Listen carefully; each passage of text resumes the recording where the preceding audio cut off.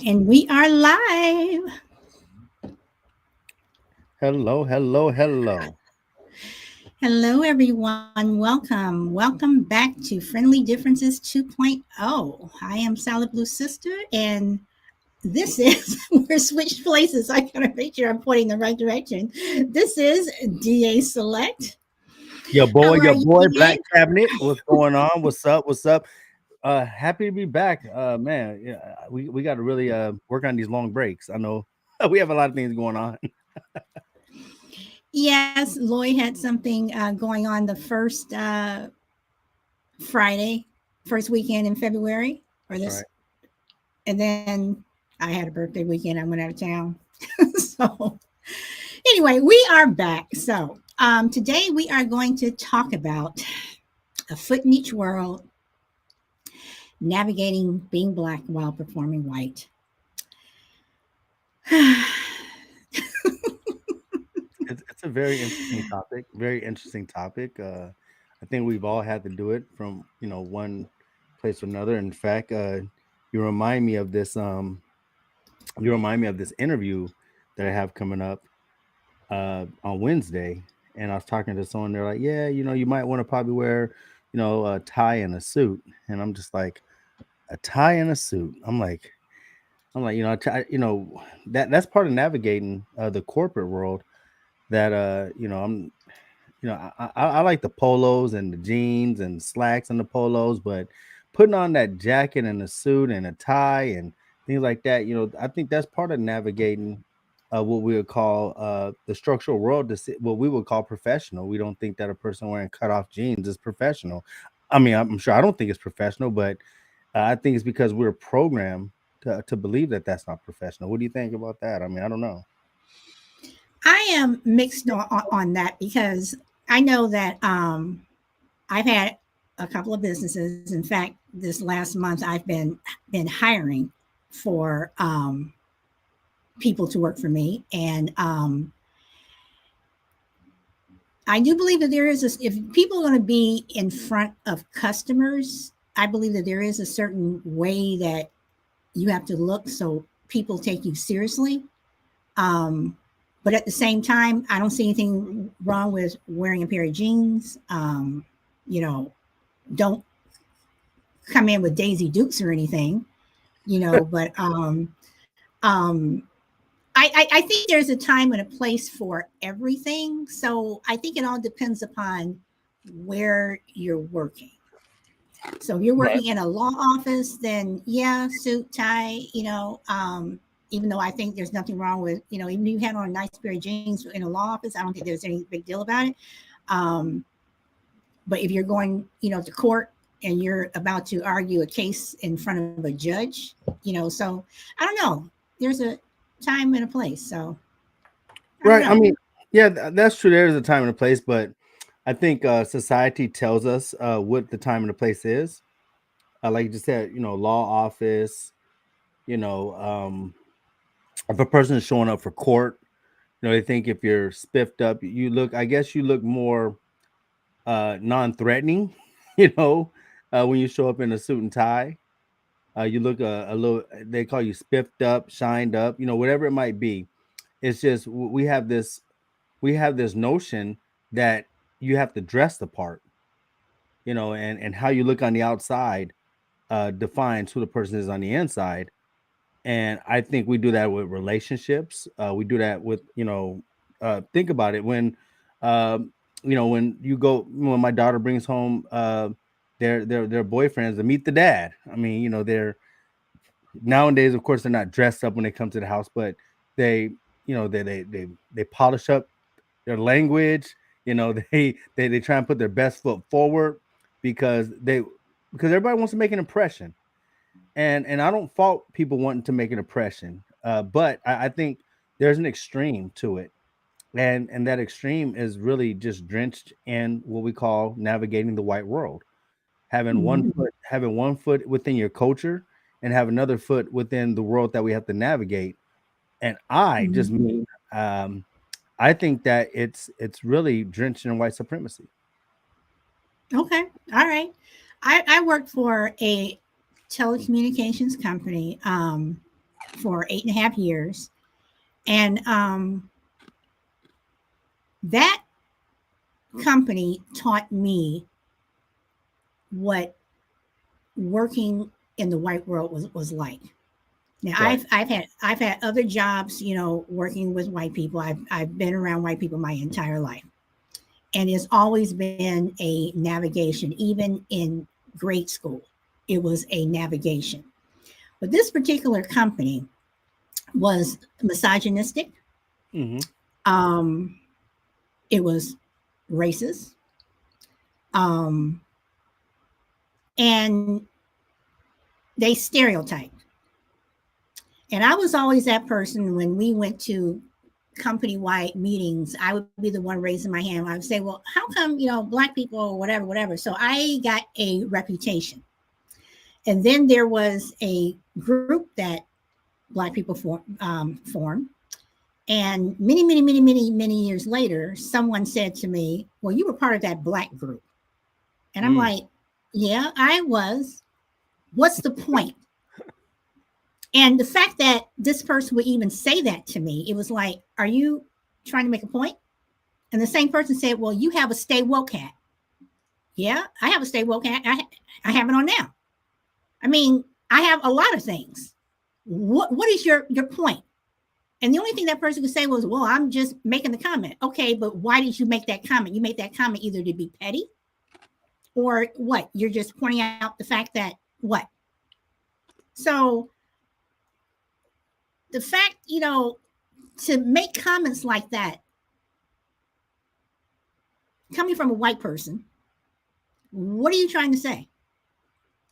You know, and I got labeled at that particular place of work. Um, but I stood my ground, you know, but it was navigating the white world. Mm-hmm. And it was a challenge. It was tiring because they don't have to navigate our world. Number one, they very rarely come into our world. That's right. And then when they are in our world, they tend to act a fool. And when I say act a fool, they want to, you know, try to talk black or, you know, have this black slang, which we don't talk like that, the way they always want to say that we talk, or they want to dress a certain way, you know, whatever. They're trying to be down, trying to be cool, trying to use our slang. You know, when I go into their world, I'm not using groovy, far out, you know. So, I mean, it sounds silly, but it's true. We're constantly having to navigate in their world. Well, everyone knows I'm a great fan of Dr. W.E.B. Du Bois. And Dr. Du Bois, he coined this term double consciousness. Mm-hmm. And when he defines double consciousness, what he's talking about is our ability to want to maintain our cultural beliefs and our heritage, but at the same time having to navigate the social society, which is drenched in white supremacy. And so we have to we literally have to, yeah, his birthday did just pass. WB Du Bois' birthday just passed. Thank you. And it's just we have to navigate what he calls a double consciousness, which is try to maintain our own cultural identity of being black, and then also having to, like you said, one step in the white world Mm-hmm. where where I hate to say it like this, where we can't be our unadulterated self at all times, because then we're left out of the capitalist game. You Mm-hmm. know, if you don't learn how to navigate in the white world, you're gonna be left behind. And nobody likes being left behind. You know, my son, he has this saying. He said, I think the saying is, you could see food, eat food, or be food, and nobody wants to be food. Mm-hmm. That's what So he's saying. right, and so what happens is, I think well that's what capitalists see, that they see food. You can either like I said, how I said it again, see food, eat food, or see food, eat food, or be food. And the thing is, It's either you're gonna eat people as food or you're gonna be food. And like they said, nobody wants to be food. Period. And that's what capitalist society does. It's they either say you can either eat the food or be the food. And I think that's what happens when you talk about settler colonialism. Also, when people has this notion of, well, African sold African people into slavery, it's once again, it's seafood, eat food or be food, and nobody wants to be food at the end of the day. So there is a tug of war of self-preservation that goes on, and to have self-preservation or to survive, you have to literally watch other people become that they have to become the people who don't get to survive while you are surviving. We see it every day while we're surviving and most of us are doing well with paying our rent, paying our mortgage, paying our bills. But when you drive around every day, you see people who don't have that same opportunity, who are actually having a hard time paying their bills. They're having a hard time navigating in both worlds. And so we have to learn the blueprint, and we have to learn how to pass that blueprint down to others so they can actually navigate. And maybe, maybe one day we could bring both worlds into one. Who knows? Well, I don't think that that's ever going to be possible because after the Civil War and the whole um, re re construction period started, um, you saw Black people doing extremely well, and under very, very, very trying times. And we built up all of the things that they say. Why don't you do this? Why don't you do that? And we did that. We did it several times. There were hundreds of Tulsas. There were hundreds of Rosewoods, but we did it too well because we did it better than them, and they burned it down. When you look at all of the inventions and everything that we've done, we've tried to integrate into the white world, but they don't want us. So now we have 100 years later, 150 years later, we're still talking about the same thing. We're still doing the same thing. Um, if we go to work, they expect our hair to be a certain way. They don't want us to wear dreads. They don't want us, to wear locks or braids or whatever. Black hair is extremely versatile. We can do so many things with our hair. But why do we have to have a law in order to wear our hair a certain way at school or in the workplace? Because they don't want us to assimilate. They don't want us there. So we're constantly trying to navigate and say, okay, well, we'll go left, you go right, and everything will be cool. We will never be able to walk down the middle together because they don't want us to. And we're always the one trying to navigate around them. And I say that again because I have dealt with white people my entire life. From the minute I went to school to even now, I'm dealing with them. And even with so-called friends that I have, and I'm just going to say it, some of the ignorant statements that they make, sometimes I think they're not aware of what they're saying. But then again, I think that they do, because sometimes it can get very petty. But it's exhausting. It's exhausting getting up every day knowing that you're going to go to work, you're going to go to this office or whatever, and you have to be a certain way because you are never yourself. You never are your true self. So I mean, when I go to South LA and I'm hanging out with some of my friends, my vernacular changes. I mean, there are certain things that I say, whatever, certain things that they make fun of me. Well, you're talking this way. Well, some things I can't help because I was raised this way and this is how I talk. Whatever. But we go back and forth between worlds. So. Well, I mean, it's the um how can I say it is the art of code switching that Black people in the United States have had to master. Uh, Hmm. I often tell people that the black household is its own university. When you Hmm. look at the black household, how we operate, uh, not just to the nicknames we give each other, but just to the stern looks that we give each other. How your mother could look at you a certain way, your dad can look at you a certain way, or the tone of their voice. It actually has different condensation to the words that they're saying, right? And so I think that's what we see as uh what we see, what we need to do to be sufficient. And one thing is not just being sufficient uh in our own community, but being sufficient outside of our community. And so we mastered that art of code switching, how to speak in different places, but then coming home and understanding the art of, you know we don't want to be called that uppity person, right? you know um the uppity person outside of our should I say our not the diaspora. I don't want to say diaspora. Outside of our community, outside of our hoods, right?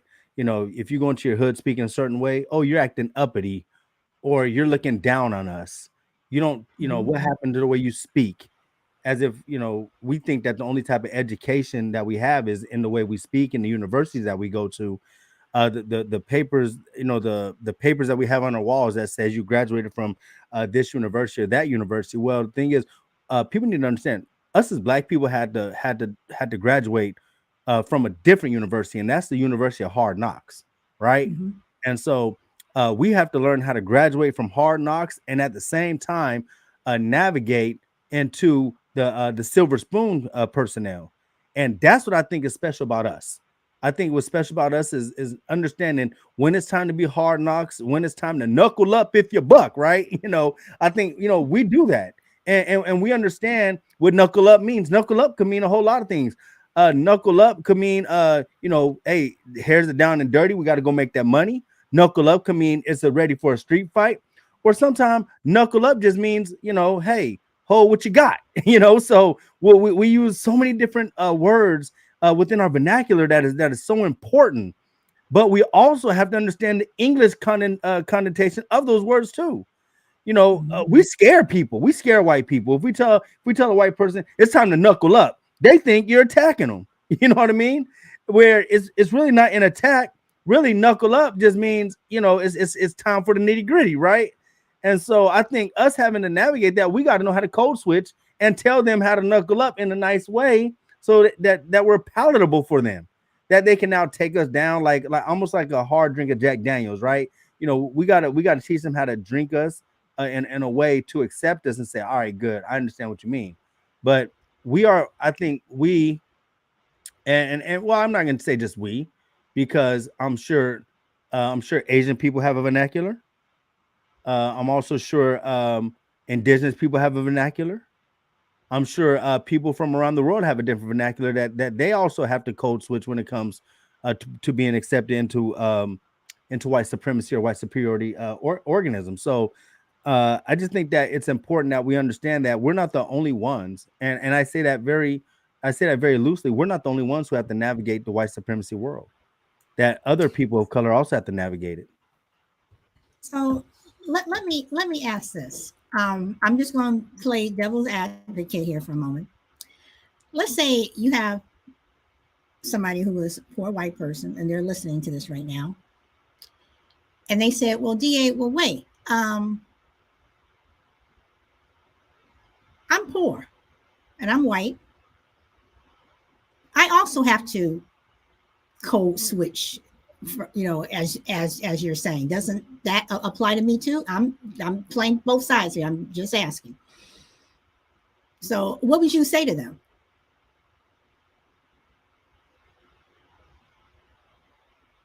Up you turn your mic. Oh Okay, no, there. no, I was just checking my resolution. You told me to check my resolution. Oh, okay. All right. Sorry. Okay. No, well, I don't think they have to code switch the way we do. I don't think if a white person told me I got a code switch too, I'm just like, what you mean you got a code switch? What you just you're like a Lego piece. You just get to fit in. Remember the game they used to come up with? Remember that game Tetris, where it Hmm. throw you a whole lot of shapes and you have to fit them in Yes. to Right. lower it. I think Hmm. that's what we have to. We're playing Tetris our whole life. Our entire life we're playing Tetris. We're maneuvering ourselves and learning how to fit in where we get in, so we could take it down down a level and finally get to the next level, right? But every now and then, those pieces, how they used to come down. They come down slow at the beginning, so you're able to keep it like that. But then it says level 2, and then they come down a little bit faster, and you got to change them a little bit faster, fit them where it is in level 3. I think for us, I think code switching starts at a young age. Believe it or not, I think it does. I think it starts at a young age as children. Hmm. And I think what happens is we get a lot of people that get stuck at level 5, and they cannot handle the code switching at higher levels. And is it their fault? No, it's not. Because what happens is society, when they see us starting to make moves, like you just said, the Rosewoods, the Wilmingtons, the Hmm. Black Wall Streets, when we start actually Hmm. fitting in where we get in, and it becomes easy to us, they then want to change laws and make things come down a lot faster. And we have to learn how to navigate in both of those worlds at an alarming rate. Hmm. I'll give you an example, right?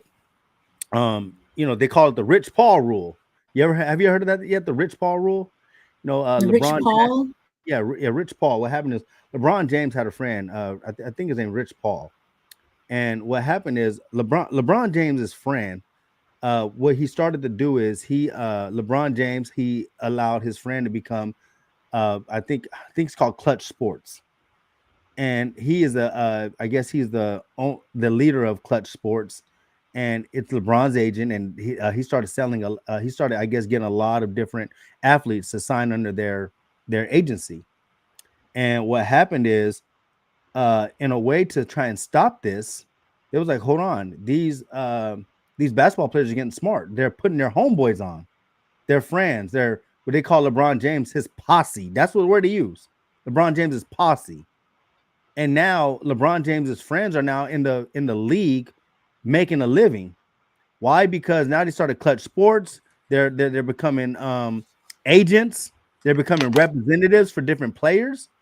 And what they do is they say the NBA comes down and says, well, if this happens, then a whole lot of people is going to be able to do this. So we have to try and stop this from happening. So they try to come down and say, well, now you need a 4-year degree to be an agent. Huh? Like this was never ever heard of. Oh, you not only do you need a 4-year degree, now you got to work for a major agency. See, they started trying to move the goalposts back because black people were Hmm. making it as like, Hmm. hey, they became business mongrels. And so, like Tetris, we were leveling up and we made the game slow down. And out of nowhere, they were like, no, we're not happy with that. And out of nowhere, they just started making the game go faster and say, oh, now they call it the Rich Paul rule. And right when they did it, everybody stopped and said, hold on, that's racist. Because you watched how this group of people navigated the rules of the NBA, and now these black people who are friends of major basketball players are becoming agents of their friends. So now think about it, agent makes a lot of cut Hmm. Hmm. from the players they represent.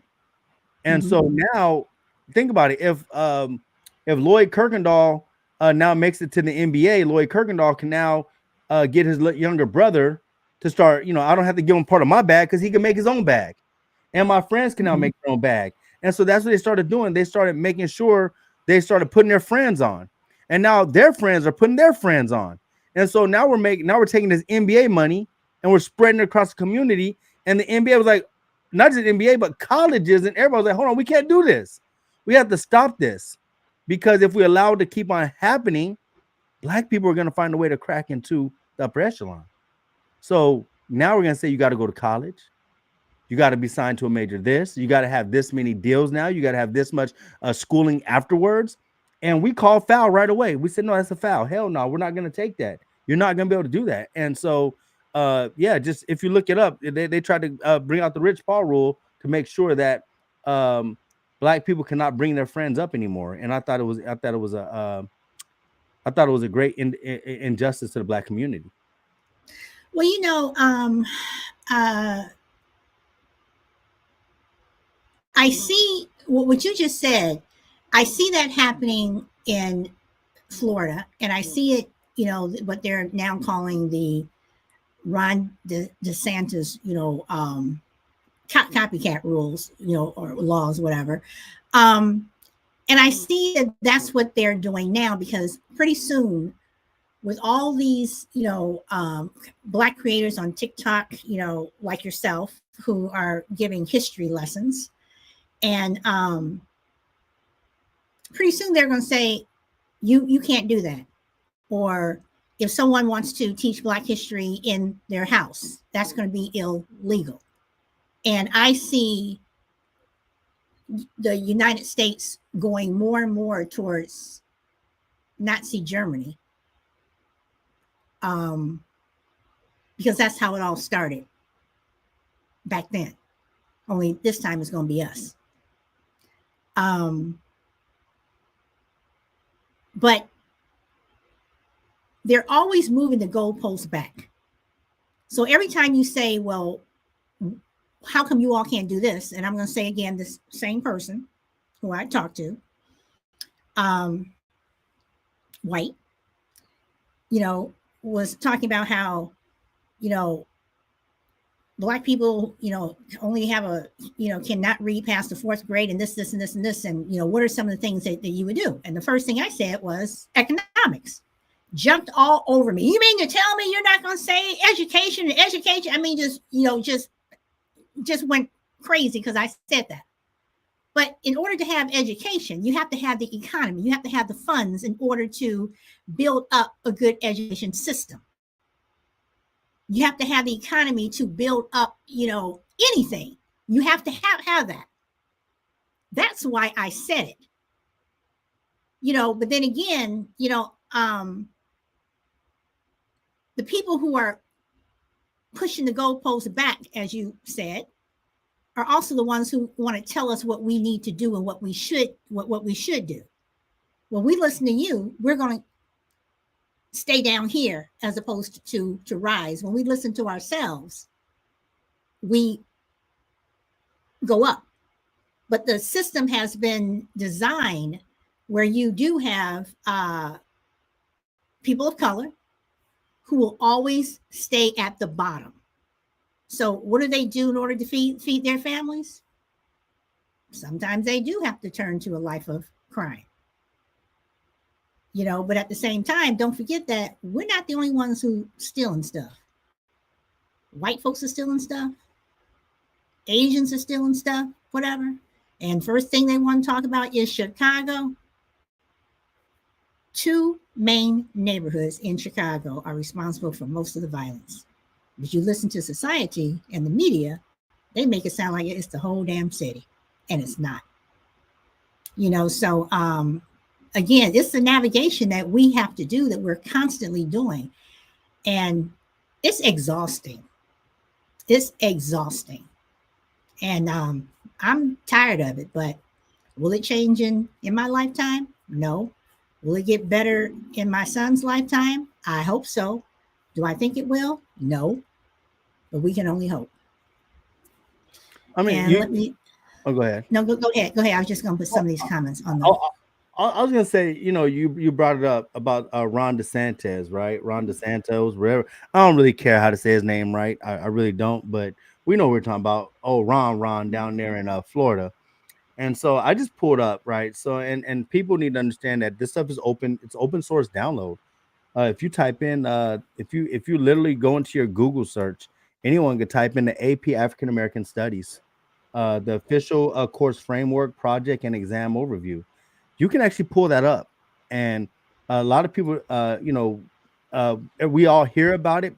We hear people talk about it, but you can literally open up and say, "Hey, I want to download the PDF," and you can look at it, and you can see the type of stuff that what they're afraid of us learning and understanding. You have people in different. You have different places, not just Florida. You have governors everywhere now telling their people, "Y'all need to look and make sure this doesn't violate my standing order." Like, what do you mean if it don't violate your standing order? Like, they're literally checking the African framework, and it's okay. We want them to check it, because when you check it and you sit there and say, well, we don't want this. Well, we put so much stuff in the framework that now we're going to say, well, guess what? Well, how about we take out regular history then? And then but no, because it's the same thing we're teaching. And if you look at the framework, they had to massage a lot of things for it. A lot of people think, well, the framework is missing this, is missing that. No, it's not missing it because as long as we stick to what's on the curriculum, have you ever been in a class where the teacher teaches you something that's not in the book? Mm-hmm. Right. And so people need to Mm-hmm. understand us getting this AP course, this AP course being accredited and okay to be taught. There's going to be a lot of teachers in different places where when they get to like unit number 2, where it's freedom, enslavement, and resistance, right? And it starts talking about our origin started from freedom, then we moved to enslavement, then resistance. We were not slaves, and then we just happened to come out. But when we actually start talking about the resistance, people can't say, our one of our favorite people to talk about, they can't use the Kanye thing and say it seemed like slavery was a choice, because when you start talking about resistance, you're actually going to be, even though most people don't know the Stoner Rebellion, and they don't understand Bacon's Rebellion and the Gabriel's Rebellion and Demar Vesey's Rebellion, most people just have the mainstream Nat Turner Rebellion, or the German Coast Uprising. A lot of these different rebellions, or what we like to actually call rebellions. Some call them riots. They're not riots. They're actually racial uprisings, such as the Red Summer, or the Red Hot Summer of 1967, the Watts riots in 1965. Mm-hmm. All these different things were uprising in communities of being marginalized.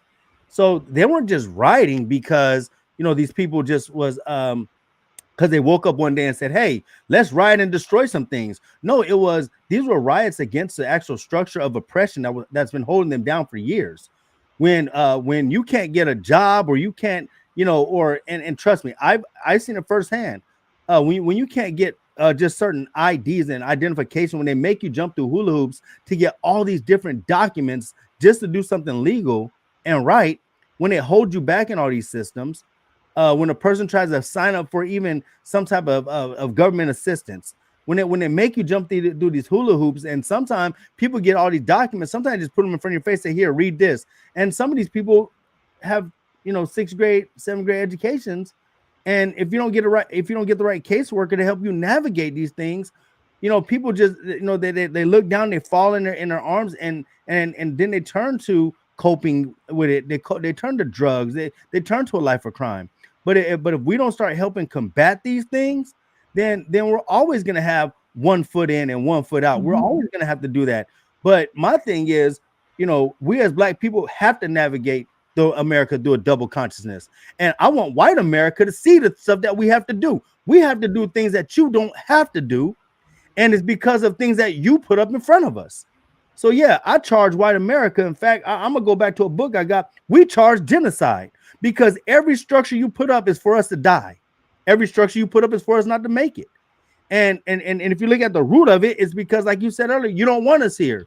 The only thing you wanted us here for was to build this settler colonial project. You wanted us to give you, make sure you got everything so you can sit on your patio, drink some tea, and then call us lazy.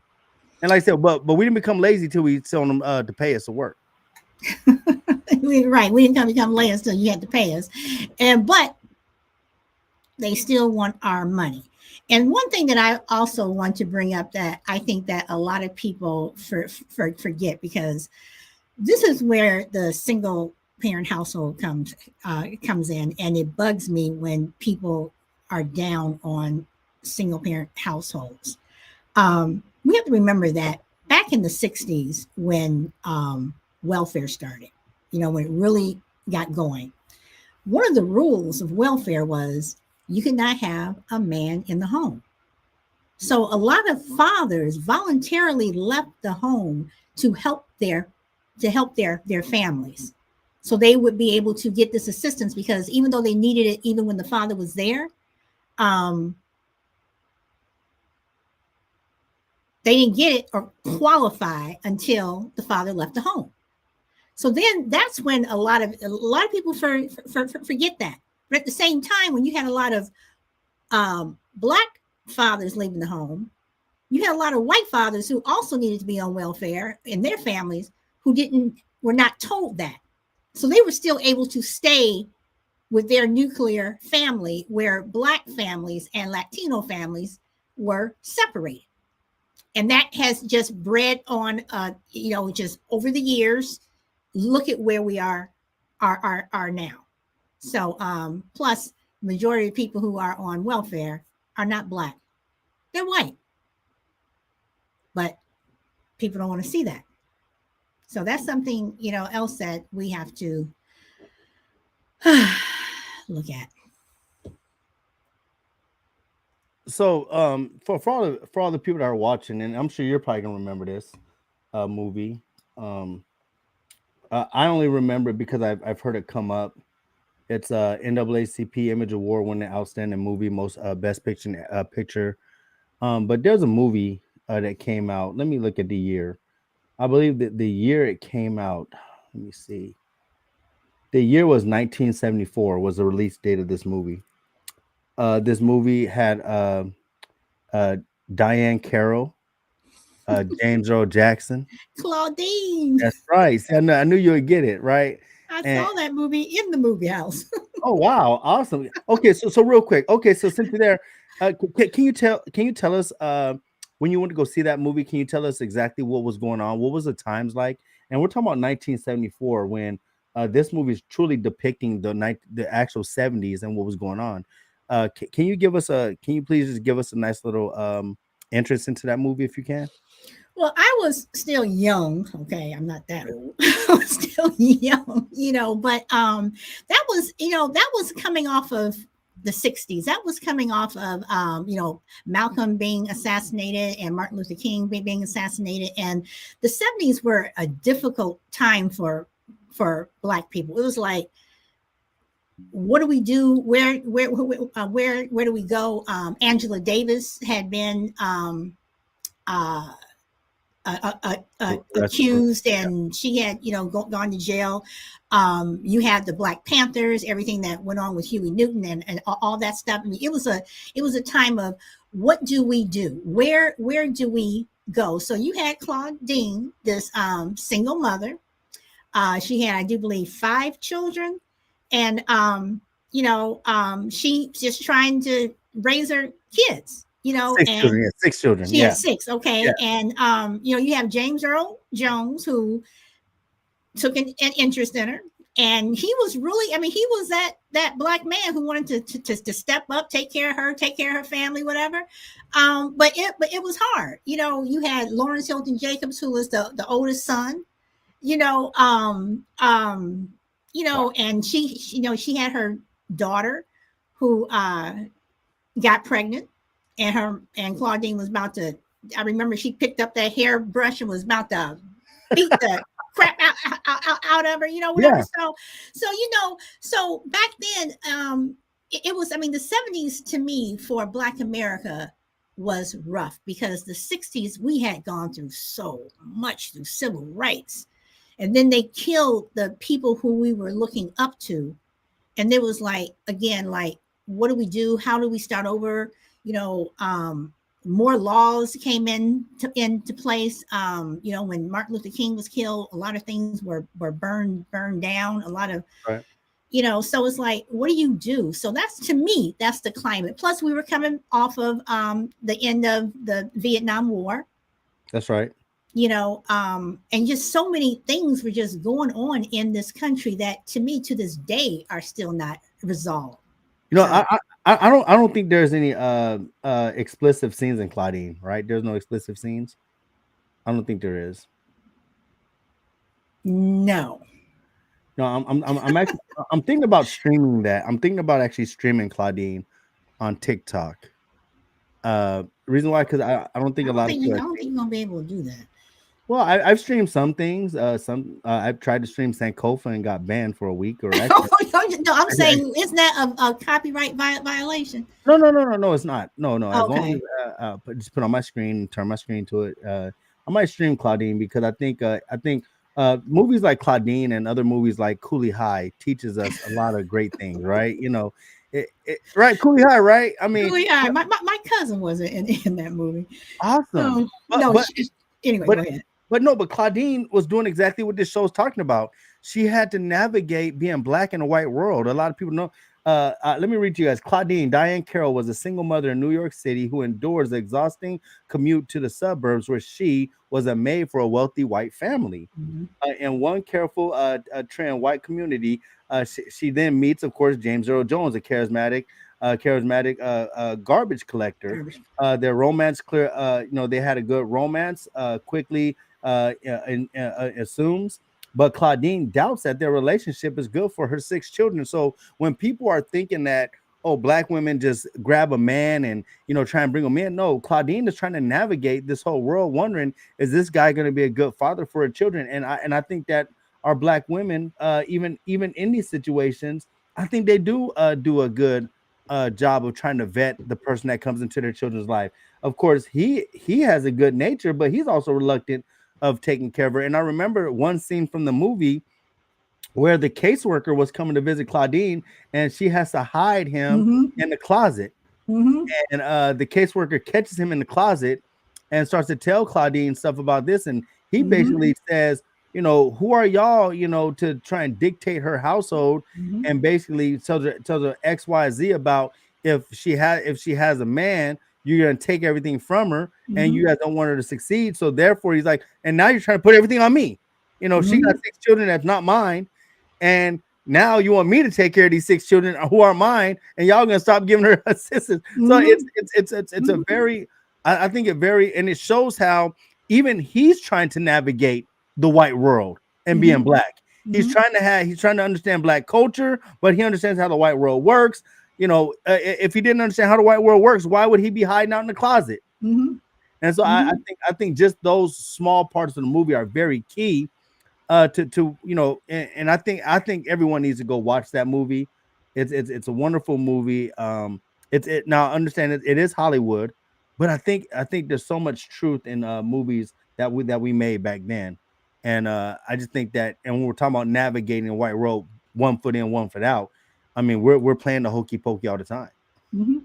And one thing too that a lot of people don't know is when Diane Carroll took that role, it was not originally meant for her. It was originally meant for one of her best friends by the name of Di, Diana Sands, who, if you saw Julia, you remember Julia, Julia Oh yeah, when that is, by the way, on reruns if anybody wants to see it. Julia, Diane Carroll, she made a name for herself, and she was a single mother who was a widow because her husband died in the Air Force. He was an Air Force pilot or something.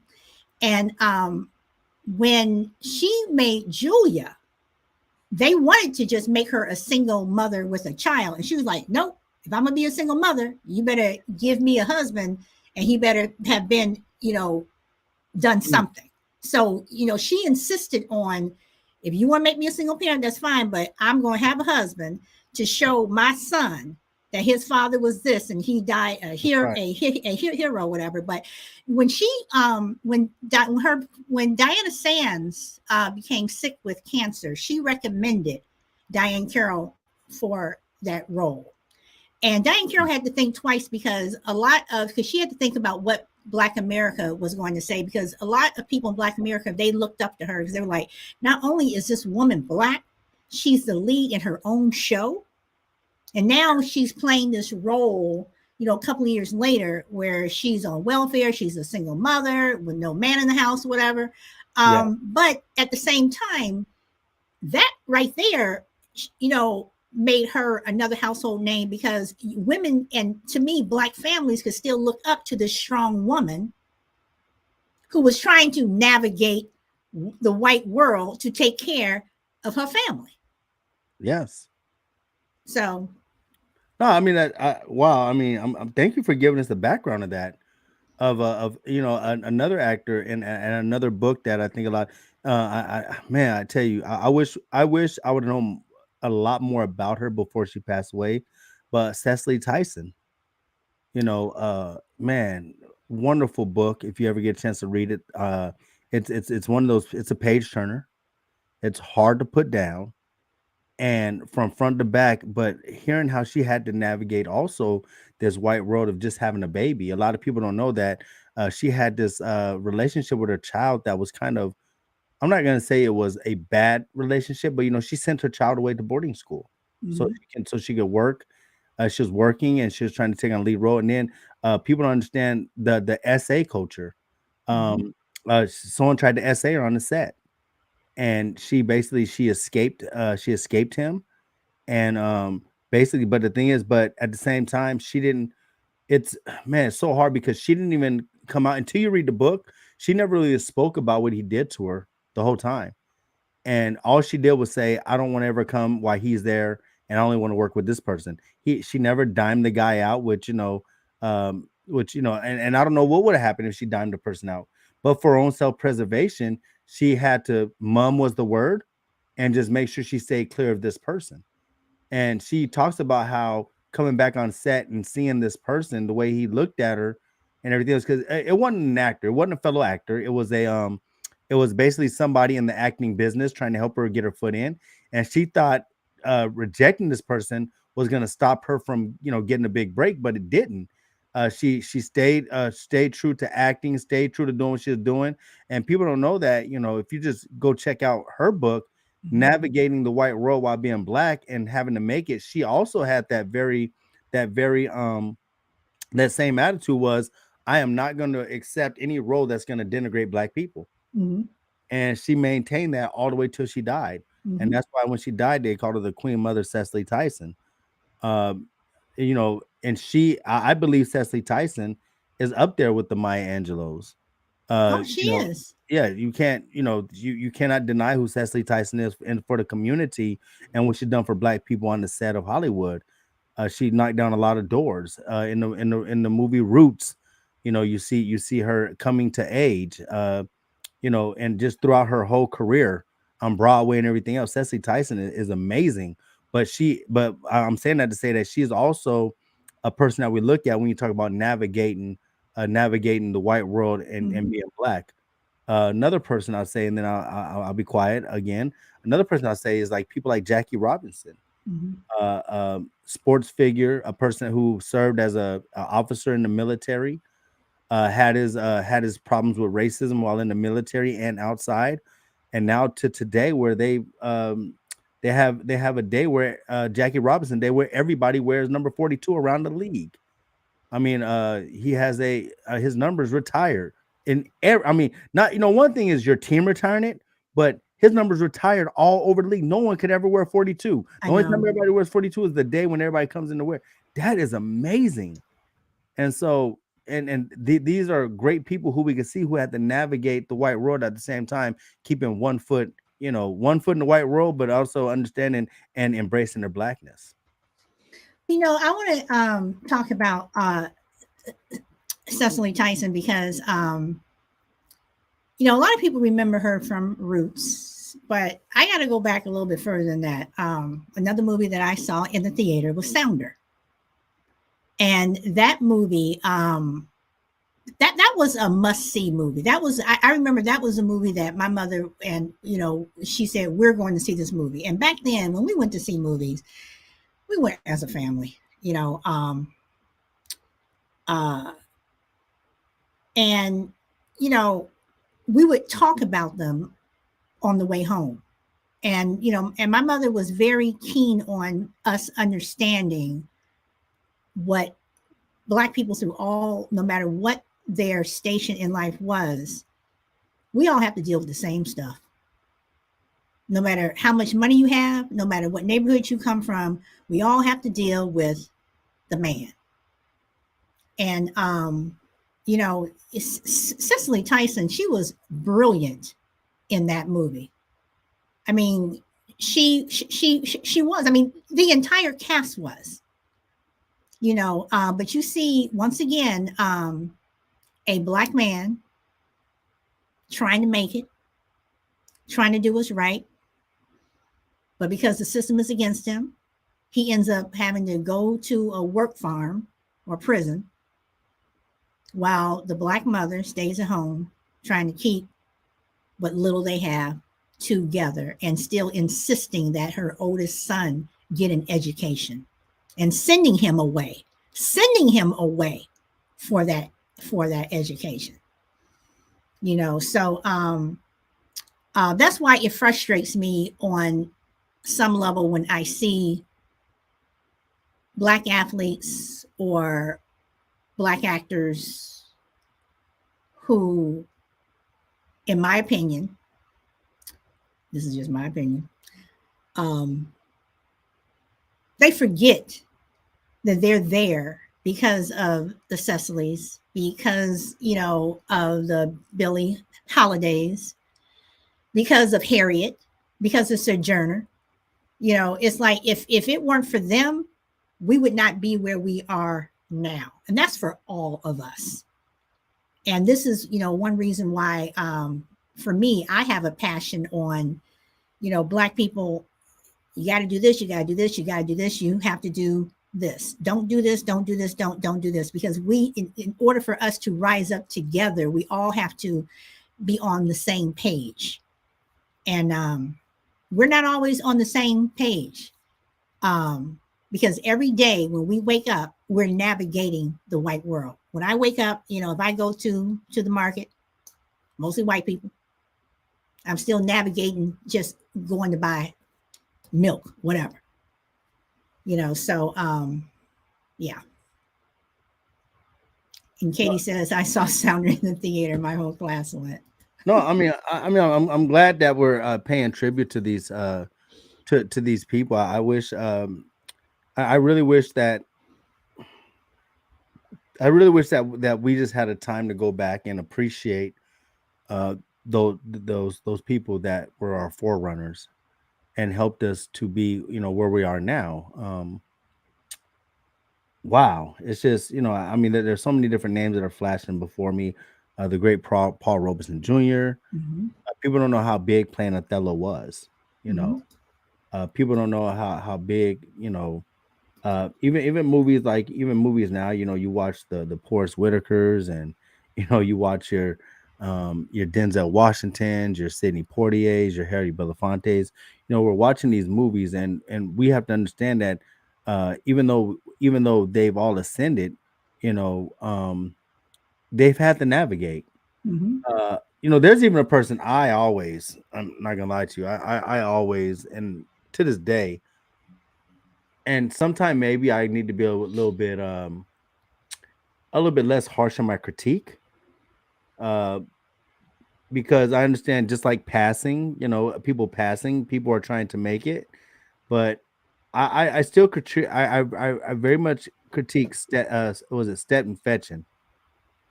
I Step and fetch. Yes, Stephen Fetch. I critique him very hard.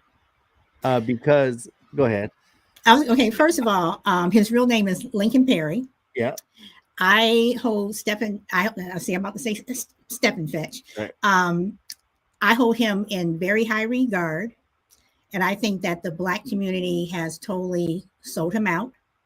And I think what he did for black people and the things that he endured for black people, it was the same thing as when people say you're being an Uncle Tom, but people know, and I wish they would stop saying that, because he was not an Uncle Tom, and Uncle Tom was not an Uncle Tom. Lincoln Perry, he endured a lot for a lot of other black actors during that time to be able to step on his shoulders and make it. Yeah, and that's why I say sometimes I think I'd be a little harsh, because he was because to me he played the stereotypical black person for white Hollywood to make fun of us, but we don't know how hard it was just to get on the mainstream, if that makes sense. And Mm-hmm. because he bit that bullet for the black community, we were able to get in and break into those areas. I have a book called Blacks in Blackface, where a lot of black people, they had to, black people had to put on blackface. A lot of people don't know that black people, literally, they're already black, but had to put on blackface when they're acting. And so I guess to me, it was just because of the stereotypical things that he played, especially that one what's that one? the song that they have where the person sleep, they're like, he's still sleeping. He's like, leave me alone. You know, you know what I'm talking about, right? Hey Johnny, and they're knocking on his door, and he's acting like he's still asleep. And he's like, yeah, he's always late, always lazy, and it's like, wow, man, just the stereotypical. But but there's a story behind that. That Okay, give it to us. when Lincoln Perry was doing that, what he was doing was he was saying that back during slave times and stuff, that sometimes when the slave was pretending to sleep, it was so massa would go get somebody else, so he didn't have to do the work. Oh, okay. So it was like, no, massa, I'm sorry, I'm asleep, whatever, and he would get somebody else to go do the work for him. So Yeah. he was playing massa. Okay, got you. I mean, I'm just saying, but it was just to me, when you first watch it, of course, I didn't see that till about like a year ago. And so I'm not gonna act like, oh, I've always known about them. I haven't always known. But but when I seen, I'm just like, to me, I'm just like, man, I can't believe this guy just did this part. And until I get people like you to be like, hey, this is what this person did, and I think that's the reason why we need to truly get an understanding of why people took parts, were part of different shows, because they had to learn how to navigate. And I think a lot of times, when we look back on people in those days, that's all they were doing. They were trying to navigate a white world. They were navigating the white world, exactly. Right. And so I think we have to give a little bit more credence to them, and really understand that, because people before us learned how to navigate the white world and break into different areas for us. They weren't always playing what you just said. They weren't playing the Uncle Tom. They're actually playing to get us into a different realm. People all the time talking about, oh, black people joining the military. Understand, black people didn't join the military because they were trying to be closer to white people. They were trying to help us navigate this world. And so I think now, in a more mature way of looking at it, I look at things a lot different, and understand that this world that we are navigating today is totally different from the world they had to navigate. Same world, but it's totally different. And so, because that's right, what they had to do to survive, and because of their survival tactics, we're here today. And so, for what my man Perry had to do, for the parts that Claudine had to play, the parts that Cicely Tyson had to play, for the things that Jackie Robinson had to do, all these things that these people had to do, they did it. That we are surviving today, and we can hold our heads up high and walk around, and we don't have, and although we still have to navigate, we don't have to navigate and take the same thing. People have already been thrown out of places. People have already, think about it. Today, we don't have to boycott a Wordsworth. We don't have to be flowered and have milk poured on top of our heads because people did that for us.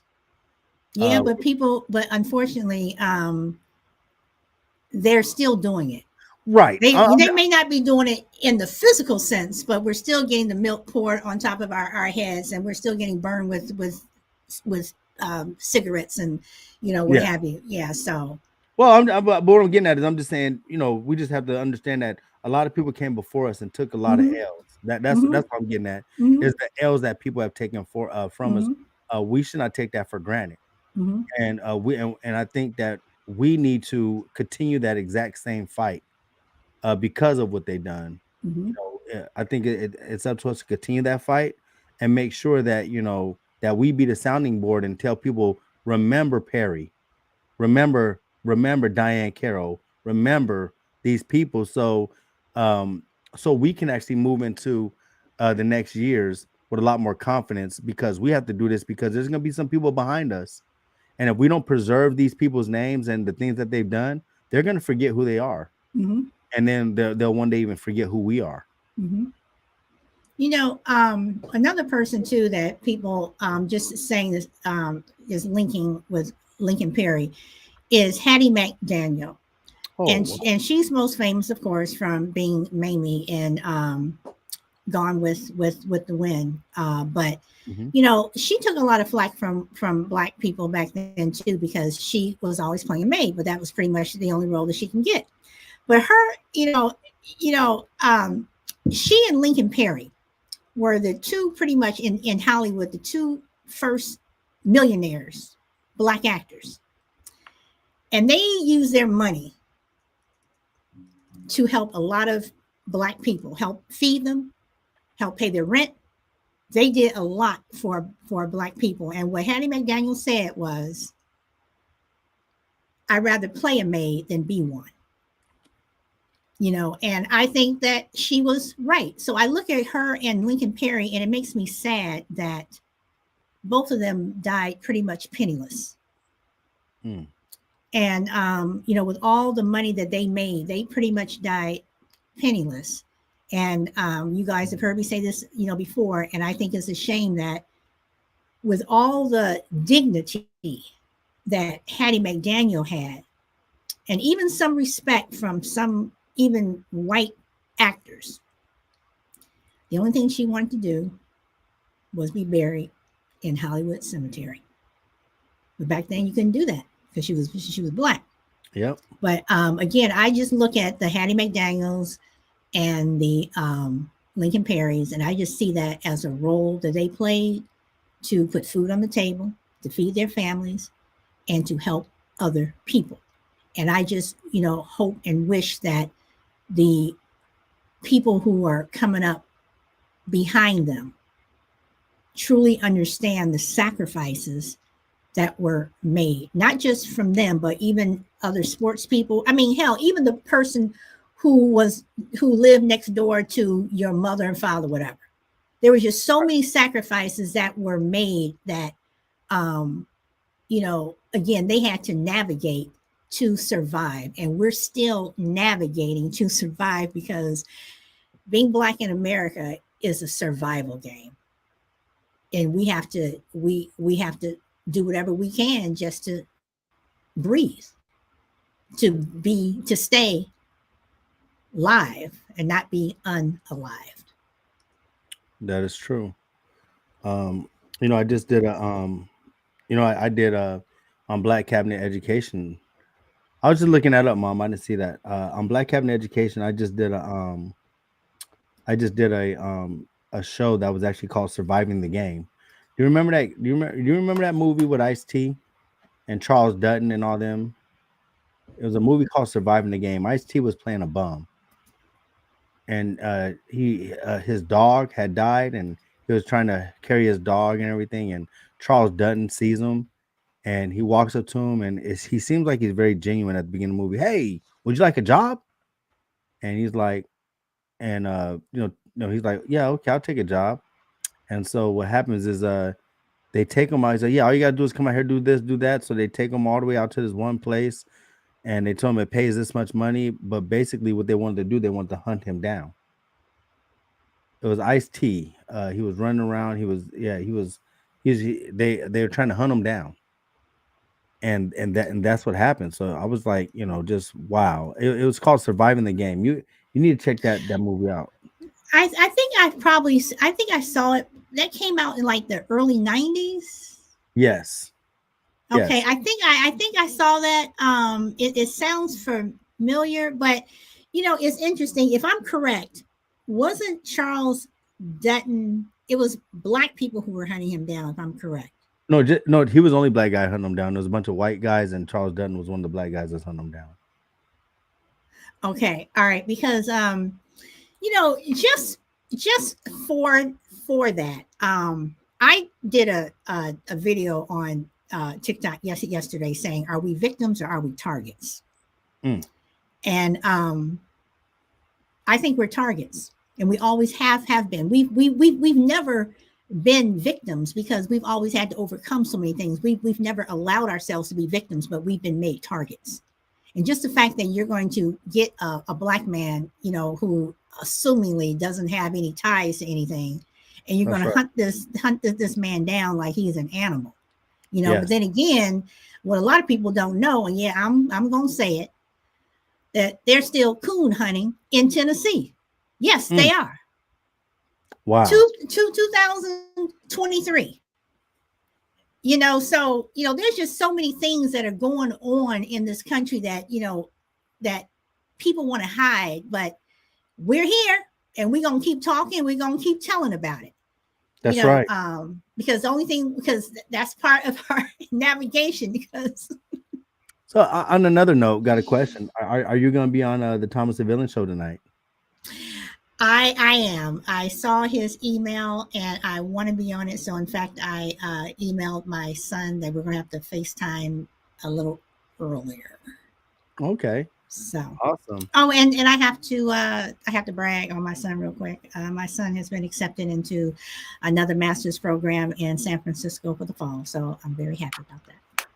All right. Congratulations. So Congratulations. yes. So But I'm gonna give an update to everyone that's listening. Richard has been discharged about an hour ago.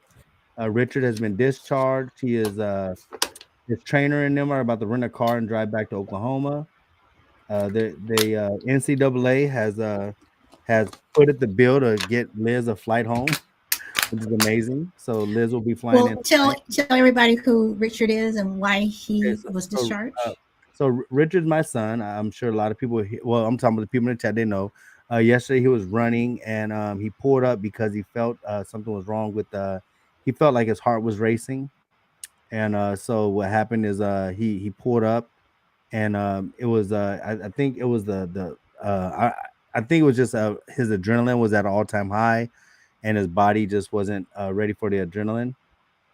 So what happened is he was admitted to a hospital last night. Liz stayed in Lubbock with him overnight, and I had to bring everybody was with me, so I was like, we all couldn't stay, so I was like, so Liz was like, we'll find a way to get me home. Well, don't worry about it. So I had to leave her there last night. We got back about 2-3 o'clock this morning. Like I said, everything's well. He got put into a room about 3 in the morning. They finally put him into a room. But they got him up this morning. His blood, everything came back negative. Everything was fine. They are gonna put like a little monitor right there, so if he feels it again, he can press his button, and now it can start tracking him real quick. We come a long way in technology, so I guess when he gets back to practice, if every time he feels it, he's supposed to press it so they could track his heart rate to find out what's going on with him, and maybe find out if there's anything going on with him. So other than that, he came out clear. He was fine. He's like I said, he's well. His relay team did advance. His relay team actually broke another record, even without him. I was like, what? Without him? They actually set a stadium record too without him.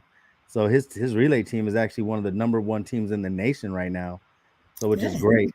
So maybe he might be able to rejoin that. We don't know, but I told him ease it in slow. If you have to power down the rest of the indoor track season, power it down. But he's well. Mom is well. Like I say, NCAA went ahead. Compliance said they're gonna buy her ticket to come home tonight, which is great because we're sitting here like, man, we gotta buy you a ticket and everything else. She wanted to take a Greyhound. I'm like, ain't no way you need to. I'd rather drive another 5.5 hours to go pick you up than put you on the Greyhound. But she's well, so she'll be flying in. She'll come in about 11:30 tonight. So I'll probably be on the Thomas the Villain show with you. And what we're talking about tonight on the Thomas the Villain show, it's gonna be we're actually talking about the future of Black history. And of course, I'm gonna be talking about the AP African American history course, and outlining what's actually in that and why it's important. Because that AP African American history course is actually going to set up a lot of people, and also like Salah said earlier today, there's no stopping us now. We're teaching it on so many different levels. We're on Instagram, TikTok, YouTube, everywhere you go. African American history is there now, so there's nothing you can do about it. We're here to stay. They could try and counsel us. They could try and tell us stop. They could try and tell us if you use this app, we'll destroy this app. I mean, my mom was showing me stuff that Greg Abbott has said you can't use TikTok no more. Guess what? You ain't gonna stop us. No, you can't use TikTok Put in your the work. Yeah, workplace, right? that's it. Yeah, Yeah. because he can't. Yeah, and once again, it's this whole navigation thing because the fact that you're trying to eliminate basically a group of people who you need this group of people in order to survive.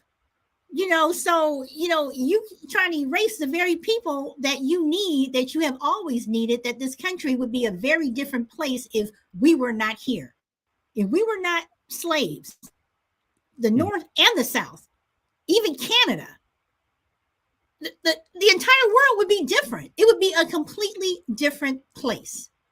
Yep. So I just think that, and this is where I got to talk about this boycott. I got to talk about this boycott. So I'm gonna go ahead and do it.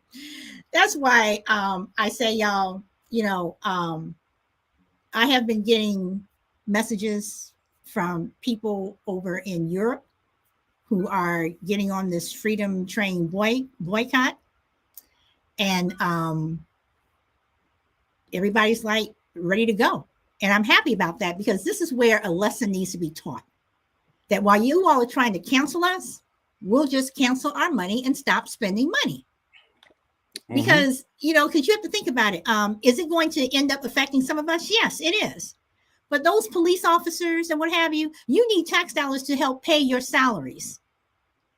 And you need those stores who are making sales to pay taxes into those cities, into those towns, into those states. If you don't get that, you're going to be hurting too. So while you all are trying to cancel us, just with, I mean, seriously, so that's why. And Da, I'm gonna come back to you. I said before that I say just take out history all together. If we can't do the whole African American thing, whatever, or Chinese history or Japanese or whatever, take out history altogether. And you said that you thought that was a bad idea. Me, I'm like, I'm sorry, I don't need to know that George Washington was the first president of the United States. What benefit is that doing me? So Okay. if you can't have all history, don't teach anything. And if you're going to teach it, let everything be an elective. So that means I can take my kid out of school when I can take my kid out of school when they're about to learn about Thomas Jefferson.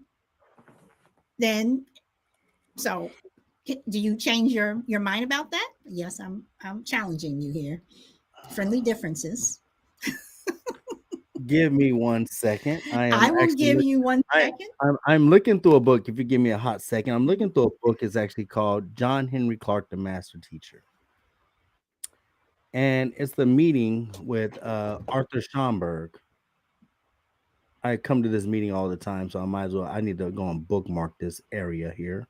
I believe this it starts on page 69. Here we go, right here. So uh, this is um, this is Arthur Schomburg, right? Arturo uh, Schomburg. If y'all don't know who he is, if you ever go to New York, you got to visit the Schomburg Center, and he was a Afro Indigenous person. And what happens is Arthur Schomburg, he wrote this essay called "The Negro Digs Up His Past" because he was always told that black people don't have a history. And Arthur Schomburg was very approachable when John Henry Clark went up to him before John Henry Clark's glaucoma got bad. Before he was blind, he wanted to know about the history of the Negro or black people. And he goes up to Schomburg, says, "I approached him and request to know the whole history of my people, hence within an hour." So basically, can you tell me everything about us? And he mentioned to me, he said, "Come sit down." This is Arthur Schomburg talking to the great John Henry Clark. Said, "Sit down," and he told me that he should really study European history. This is what the great Arthur Schomburg is telling John Henry Clark. He Mm-hmm. said, "Study European history." He said, "Because I would understand." And he said, "Why?" He said, "Well, because then now he would understand how his history was stolen." He said, "Son, go study the history of your masters. Go study the history of Europe. He said, if you understand the history of Europe, you will understand how you got left out of history, who left you out, and why you got left out in the first place." So when I think what happens is when you study European history, it gives you a light into our history. It gives you a light into exactly what he just said. He says, if you study it, you understand, how you got left out of history. You can start to fill in the blanks. Who left you out of history? Who are these different people? Why did they leave us out of history in the first place? And when we can actually understand those things, I believe now we become a very more powerful a powerful being. So I don't think we should do away with all history. I think it's important that we study European history, like you just said. Okay, but you're saying European. I'm talking about let's not study American. I mean, I'm because I guess what basically what I'm saying is if you don't want to learn if you don't want to learn about ours and teach ours in school the correct way, then history as a whole should not be mandated unless it's an elective for any child. But the only children that DeSantis is talking about, and if you're honest with yourself, you'll know that I'm right. He's only talking about white children. He doesn't give a crap about the rest of us and the rest of our kids. He's only talking about white children. So Right, but I say, go then ahead. let it just be an elective then. Well, But well. go ahead. Let, us go back to what this show is called. Well, what's the Friendly topic of the show? differences. Friendly No. differences. What's the topic today? Oh, navigating the white world. The only way you can Uh, navigate the white world is you have to navigate their history too. you, And right, so, but you have to be allowed to navigate all of it. You can't pick and okay, choose. You can't pick and right. choose, and that's I what got, DeSantis is doing. I got what you're saying, but my history is not important to them. Well, then why should your history be important to me? No. Hear what I'm saying? My history is important to me. Right, My history is important to the people that look like me. right. So Now, I'm now, saying uh, but if I were white, then couldn't I say, well, my history is important to me, so let me teach my people, my white people, my history. and that's You fine. learn your history as an elective. And guess what? And what I'm gonna tell you is, if mine's an elective, yours needs to be an elective. Right. This is what I'm saying. Right. This is No. exactly. I This is know. I know. I agree. right. I agree that Mhm. history, should, like, all history should be an elective. I think they should carve out a part of history. Well, see, the thing is, you cannot tell any of America's story without the story of indigenous people and black people. You can't tell it. So No, my thing is, you're not. so I would tell them, well, continue to tell your white lie while we sit over here. And guess what? And I'm gonna send my kids to school to learn the white lie. But what I'm gonna teach my kids is to understand when it is the white lie, and actually understand how to ensure that you can abstract that white lie, take in the meat, and throw out the bones. That's what we have But to. but Go see, ahead. but the problem with that, and you even posted a video on this. The problem with that is when the woman who was teaching, who was sitting down with her kids doing homework. The Uh-huh. problem with that is if I know if I'm doing homework with my children, or my children know that what they're learning is not right, and they go take a test, then That's you're correct. pretty much forcing my child to check, answer B Yep. when it's really answer C, or write out whatever the essay is according to what you're teaching. And if it's wrong, they should not be forced to take tests and being graded on something that is a lie. So I have a That's problem correct. with, okay, well, you go ahead and you can take this, you can take that. But when it comes down to them passing a class or passing a test, they're going to be stuck. And I don't think that that's Well, fair. I think, see, and okay, so let me frame it correctly then. What I'm saying is, do I think? Hear me out when I say this. I don't think European history teaches a lie. I think they teach it from a different standpoint and a view. But you And keep saying European. I'm talking about here okay, in okay, America. okay. I'm saying here in America, that's European history. White history, European. When Okay, okay, it's interchangeable. okay, European okay. history, white history is European history. What I mean is, I think they're telling the story from a European standpoint, and what they believe is the truth, right? Everything they tell is not a lie. Everything they tell is not a lie. What they tell you, that they tell you truths that they want you to hold up amongst different things, such as the founding fathers. Everything they've ever told us about Thomas Jefferson was true.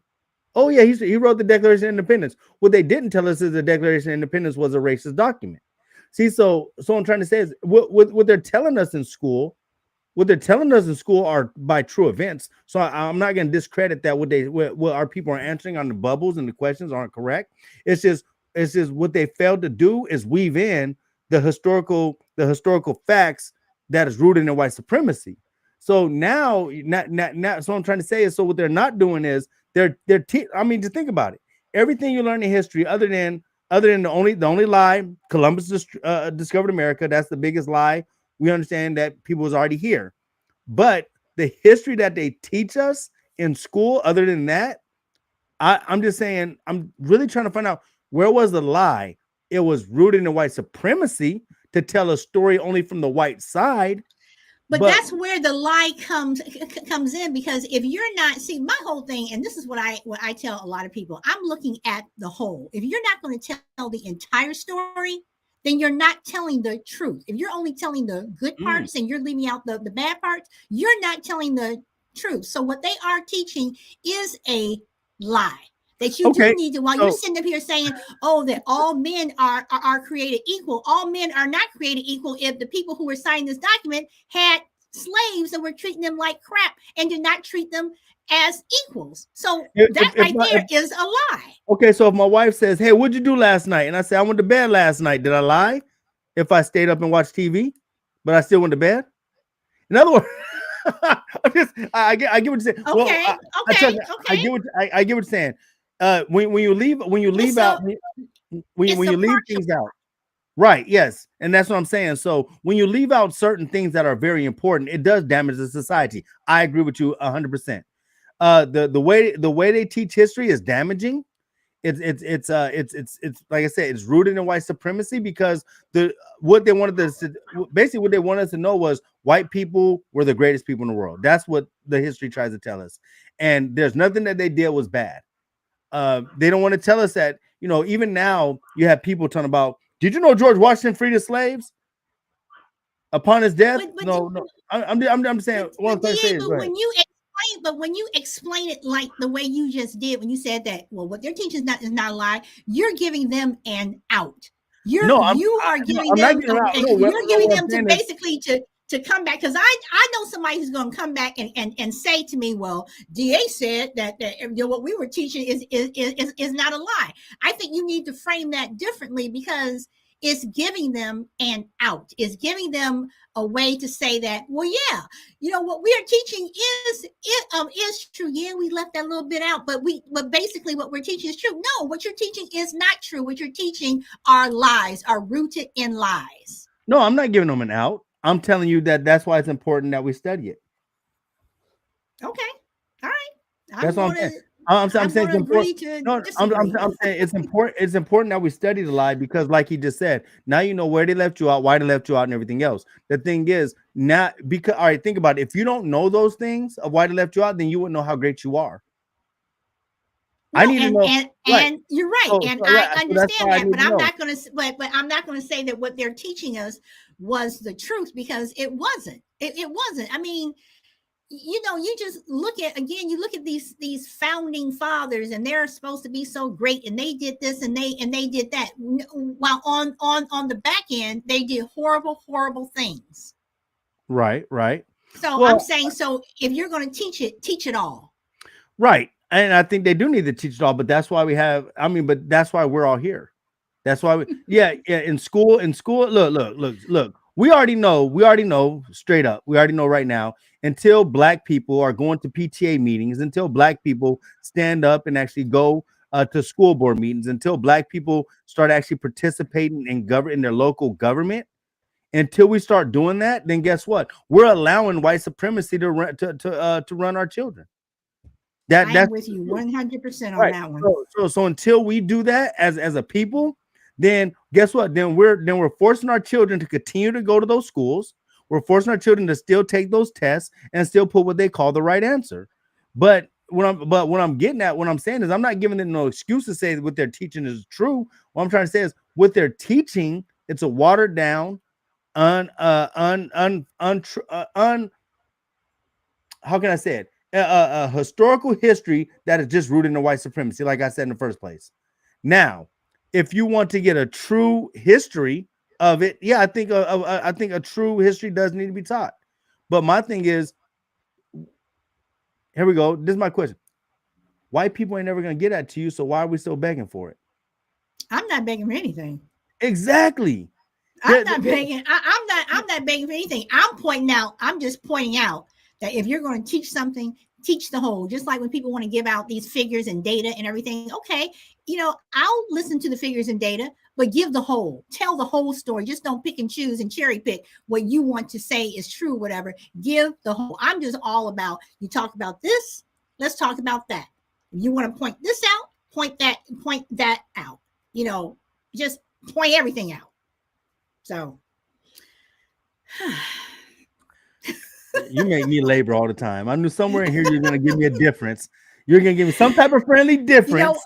I am giving one of Crazy's variables. Well, guess what? History is variables. Believe it or not, a lot of people don't understand history. History does take a little bit from math and everything else. They will not teach the little white boys and little girls how bad. That's right. They won't teach them that. And so, like I said, you know, we just have to learn how to navigate, and that it goes back to this. We're trying to navigate this world, and we have to teach our children that you are going to get a watered down history. Everything they're going to teach you is not going to be. Yeah, we need you to take in what they say. Go ahead and check the block. You got to get the good grade, but I want to teach our children to go in there and challenge their teachers. Like when I helped him write that paper about redlining, and talk about redlining, talk about blockbusting, talk about white flight, and that teacher tried to give them a low grade, and because the teacher themselves was stuck into a thing where they didn't understand how redlining, white flight, and things like that, how tanking the black community actually hurt black people. So we have to teach those histories to our children so they could go into class, and when they hear things like George Washington had in his will to free all the slaves, and they were freed upon his death. You need to have a child in there to say, well, that's not really what happened. Well, so what do you mean? Well, yeah, he had it in his will, but what happened is Martha was the one who owned the slaves, and Martha wanted to keep them all around. And when the slaves came up with a plan to go kill Martha, that's when she heard about it and said, "Okay, y'all could go free." So there's a little bit more to it. There's a little bit more to it. Let's turn the corner. Exactly. Right. So Exactly. and so and we have to also Thomas Jefferson. Thomas Jefferson, he didn't believe in this. Well, I mean, if Thomas Jefferson didn't believe in slavery so much, then why did he own Monticello? Okay, then why upon Thomas Jefferson, when he died, he didn't free all the slaves. He had all these children with Sally. I mean, come on. I mean, we have people right now who say, we have black people say, I'm a descendant of Thomas Jefferson because of the children he had with Sally Hemings, who was only 14 when he was like 44. I mean, I mean, you got to have your kids go in there and challenge them. Do you really think that this guy is a genius when he was actually basically a child molester? And then they'll say, well, back in those times it was right. Well, I mean, we counsel people no matter what. No, it's not right. He was a little girl. He was an old man. He was nasty. It was his enslaved woman, and he wanted to do what he wanted to do with her. And then you have a little kid look at the teacher and say, so is it true that all these white people just love their black women? Is that what it really is? Make them challenge them. And so we teach them the truth, and we make them challenge them, and that way, we can win and navigate the white world at the same time. Well, I think we should probably leave it at that, and you have the last word. I still disagree somewhat, but the last word. But everyone, thank you so much for coming and listening. I have missed this show. I enjoy this show so much. And just to let you guys know, we will be back in 2 weeks on when is 2 weeks? That is let's give everybody a date. Saturday, baby. Back on Saturday. March 11th. We are back on Saturdays. March 11th, 12 p.m. 12 noon Pacific, 2 p.m. Central, 3 p.m. Eastern. And I also like to say that since we are not going to be doing friendly differences on Saturday, anybody who hears this, I am going to be doing a focus group trying to start a focus group on Zoom. If anyone is interested in participating for Black men and Black women, hit me up on saladbluesister@gmail.com. I am limiting it to 15 people. You must be willing to show your face.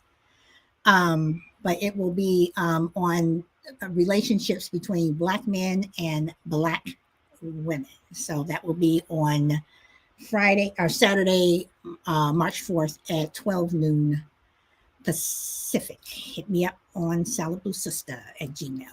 So That's until right. then, And my DA, boy, my birthday will be coming up between those times. March 8th. March 8th is my birthday. I like a lot of things. oh boy. Well, since we talk about birthdays, I just had one.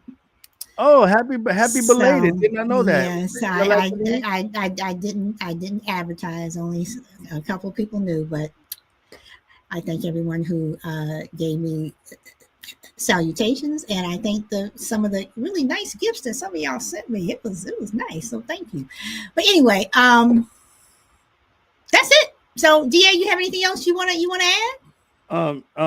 Just thank everyone for their prayers and everything, and I thank you also for understanding why I couldn't do it on Saturday. I really appreciate that. You know, you're not just a good co-host; you're a good friend. Thank all the people in the comments and chats for being here and listening to us and for commenting. And like I said, y'all, we're trying to take this to another different level and be on our A game. So thank y'all We, very we, much. we will take it to a different level. We will. So, on that note, y'all, enjoy the rest of your Sunday wherever you are, and looking forward to book club on Wednesday. Oh, be Even on the lookout. Be on the lookout. I might just play Claudine on TikTok here shortly. so, and also plug to Thomas the Villain. Hot Tonight. 10 what is it? Hot101.net Yeah. on Sunday nights. So we are going to be Well, on his show tonight. So yeah. What I'll do is I'll get the link and I'll blast it out to some of you guys that's listening. I'll blast it out to you and let y'all know what the link is if you want to come and join. okay, Or and this or will or be go to or go to his TikTok and it should be on there. and this show and all of our shows will be uploaded to Podbean. So on that note, you guys enjoy the rest of your Sunday, and we hope to see you in 2 weeks. Woo, Bye. woo.